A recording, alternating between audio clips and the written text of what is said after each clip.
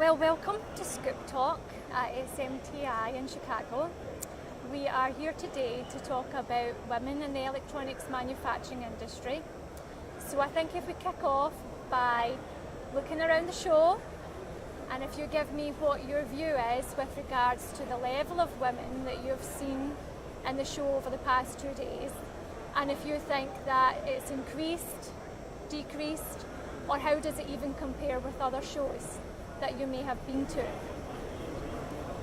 So Marie. Well, I spend more of my time in the technical conference.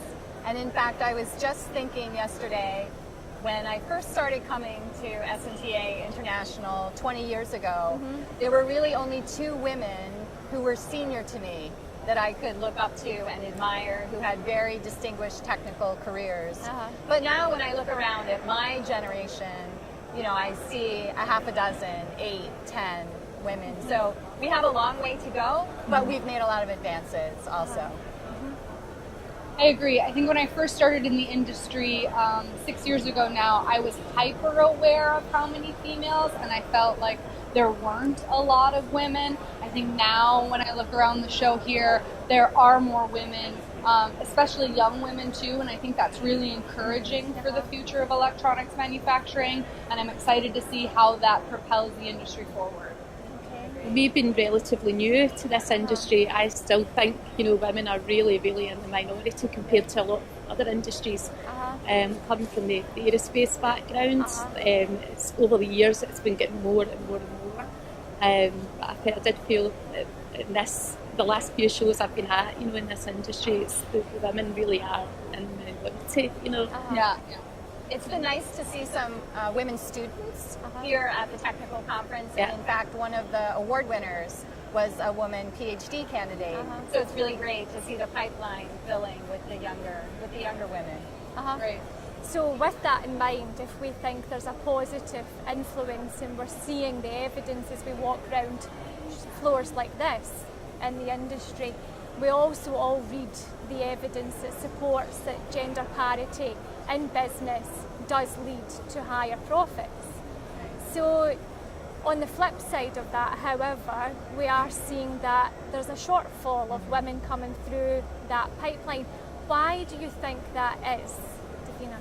I think a lot of it has to do with getting to women at a younger age, when they're young girls in school, making sure that you're encouraging their interest beyond the arts. Young girls tend to be encouraged to go more to English reading and those type of arts, and they don't have a lot of encouragement for STEM.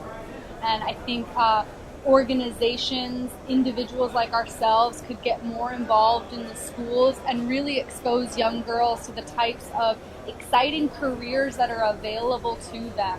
Let them know what's available, what it means to do well in science, to advance in mathematics, what it looks like to do marketing for a manufacturing company instead of for a different type of company. So I think integration in the schools sooner would be really helpful. I know I would have liked it sooner myself. Most definitely. In Scotland, that's becoming more and more. It's the individual organisations that are going out to the local schools to try and encourage, let the kids know what's out there, and it's more a level playing field now. Whether it's males or females, so that is something we're seeing a bit more, happening a bit more in Scotland. Yeah, and definitely some concerted effort in the U.S. as well, whether it's corporate goals of going out to the schools or organizations like the Society of Women Engineers. We even see Girl Scout groups trying to support the girls, expanding their knowledge of careers and working with corporate to get them exposed to other areas.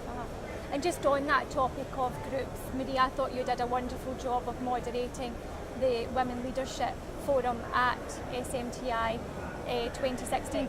What other groups are we aware of that perhaps people who couldn't join on Monday could reach out to, could connect to, and that could maybe find a moderator or could be either mentored or find a mentor through that channel? What are we aware of? What are we connected to? I went to a good event through the National Association of Manufacturing. They have a Women in Manufacturing manufacturing group. They put together a luncheon, and they did a great job of making sure that we were able to do quick networking and kind of forcing that first awkward interaction and making it as smooth as possible.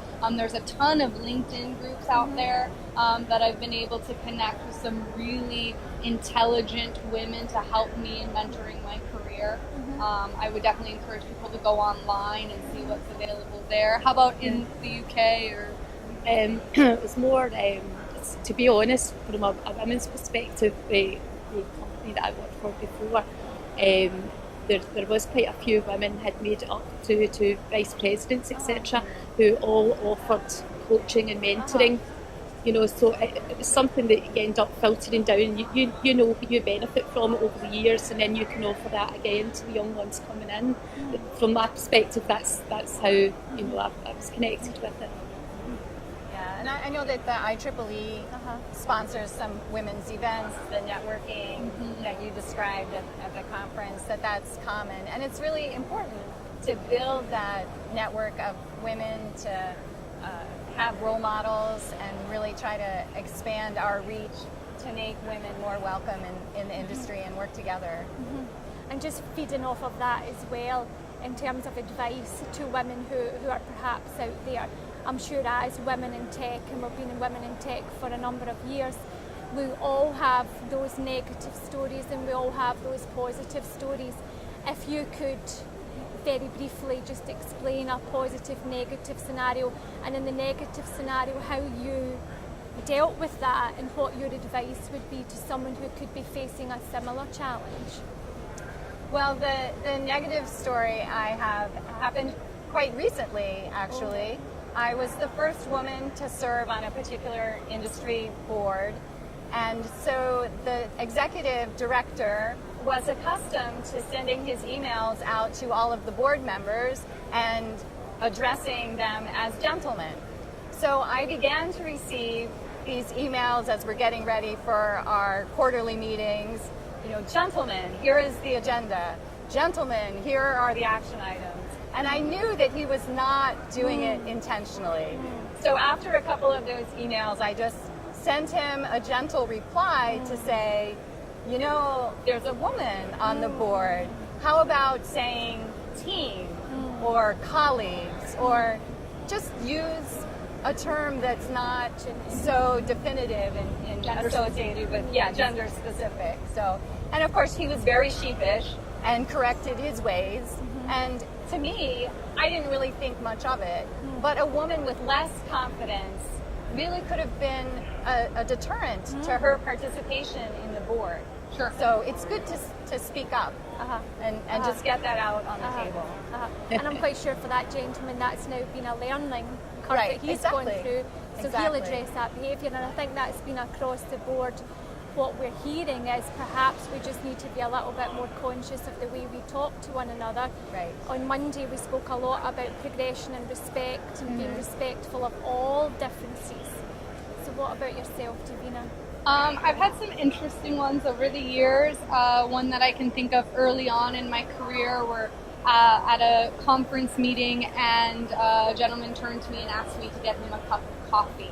You know, automatically the only female at the table. And I tend to respond to these with humor. That's sort of my mechanism. And I just told him I didn't really feel like coffee right now in the moment. And he got the message. And it wasn't my goal to be abrupt. And afterwards we talked about it. And, you know, we've sort of set guidelines now about who's responsible for those things. And it's not always the woman or the female in the room who's going to take care of the coffee or taking the meeting minutes, right? It's this idea that we can sort of shoulder that burden and make clear roles and responsibilities from the get-go.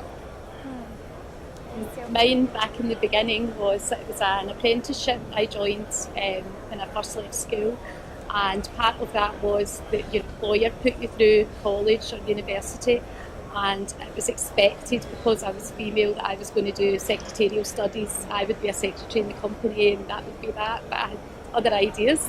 I got my boss's support, and he came with me to go and address it with HR in the training department, and I got my way. But then, as I say, as the years went on, it became more and more open to women in that industry, and we had the support of all the management. So I've got to say, in the aerospace industry in Scotland anyway, that women have as much equal rights as the men in the workplace. That's fantastic. It was a long, hard struggle. But I think just at the time when I was leaving school and going through all that, it was just at the time it was all starting to pick up. So. And I think probably most successful women can point to the sponsorship of men who are senior to them, Yes. whether it's an executive or just a higher level manager. So it's very important to have those respectful relationships with the senior men and look for sponsorship and really work together as allies. And this is what we learned on Monday evening. There was an example on Monday of a gentleman who just didn't hear what was going on around him, and once it was actually signposted and pointed out, he listened for it, became aware of it, and then could do something to change it. So your advice, Davina, for someone in your shoes who's been asked to get the cup of coffee would be to address that with humour, but to have a conversation afterwards. I mean, it doesn't have to be lengthy in the moment, or it's going to be awkward, sure, but afterwards just sort of make it clear as to why that's not your responsibility and what you bring to the table otherwise. I think we need to show in a lot of instances that we're not one-dimensional characters, and just sort of to show that we have much more to bring to the table, and that we're capable, competent, and willing to grow and develop, and that we're not just going to get coffee. So that's a good point to summarise on. So in summary, I'm quite sure we would all like to live in a world where this type of forum or where an agenda for women didn't even exist. What do we think it's going to take to get us there? I think it's going to take some additional time. It's a journey. It's not a sprint. We've got a long way to go, but there's a lot of support out there, both your women colleagues as well as we try to make the men aware and get them allied with us. Have some specific initiatives like the STEM outreach for the girls, bring them into the industry, and then make sure that we're supporting them.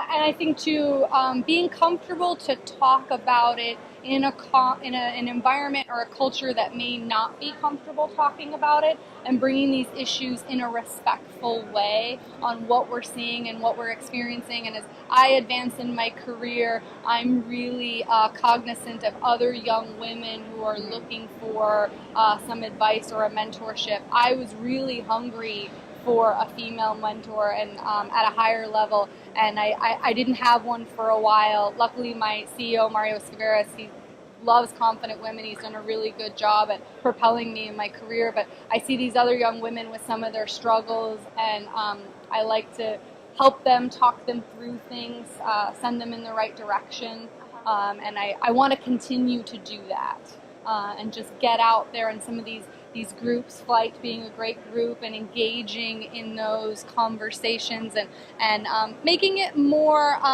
socially acceptable and not such a taboo issue that we're afraid to talk about being female and being a woman in the workplace, specifically in an industry like this where we're so underrepresented. If it becomes normalized, then we can push things forward. Yeah. Just really reiterating what the ladies have said. As you say, it's not a sprint. It does take time, but I think definitely things are changing. You can see it, round about you today compared to when you started these shows. Absolutely, yeah.